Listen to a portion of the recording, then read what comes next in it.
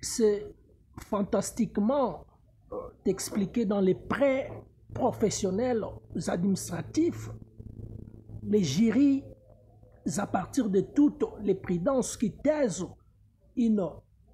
stable intelligence humaine, dans ces cas, son audience thérapeutique, juridique, explique et pratique un procès lorsque les procurations pour guérir un client d'après un cas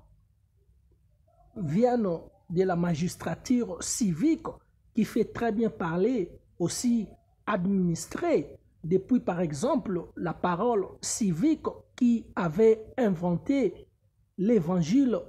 juridique aussi, c'est-à-dire la théorème de la juridiction.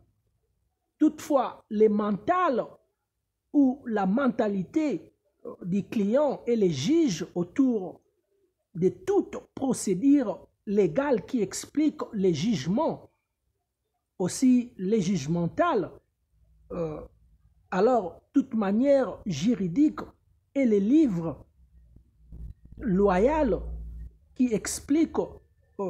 les jugementales d'après toute manière juridique et les verbes juger. Encore, tous ces opérateurs et les natures, aussi les fonctions administratives, bureautiques nationales par exemple, qui définissent un jugement. Les définitions et les fonctions cliniques judiciaires des cours par exemple, où les instants admettent les cas, quelques autres définitions institutionnelles comme les parcs des investigations et les parquets, par exemple, aussi leurs prêts. Voilà aussi leurs agents officiers juristes, par exemple les juges, les procureurs, les avocats, les shérifs, aussi évidemment tous ces cadres qui exercent les engagements de la légalité depuis toute formidable tradition administrative nationale des 10 lois civiques qui définissent bibliographiquement un livre constitutionnel national par exemple,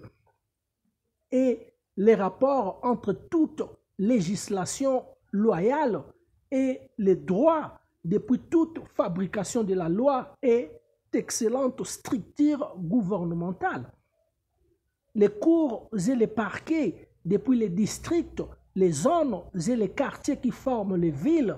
et aussi les instances des provinces pour finalement procurer toute géniale provision juridique qui traite et guérisse, aussi concorde toute dominance,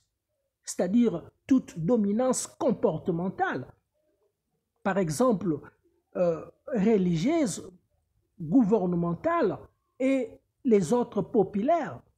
Généralement, une suprême nationale, par exemple, une institution juridique chargée pour veiller à la conformité des lois et les autres actes juridiques avec la Constitution nationale, par exemple. Son objectif principal qui protège les droits fondamentaux civiques et les devoirs privés qui définissent la liberté publique, par exemple, d'après toutes les normes, les hiérarchies, la primauté effective et toute théorie juridique qui pratique une cour constitutionnelle nationale. Voilà toutefois la théorème de la juridiction.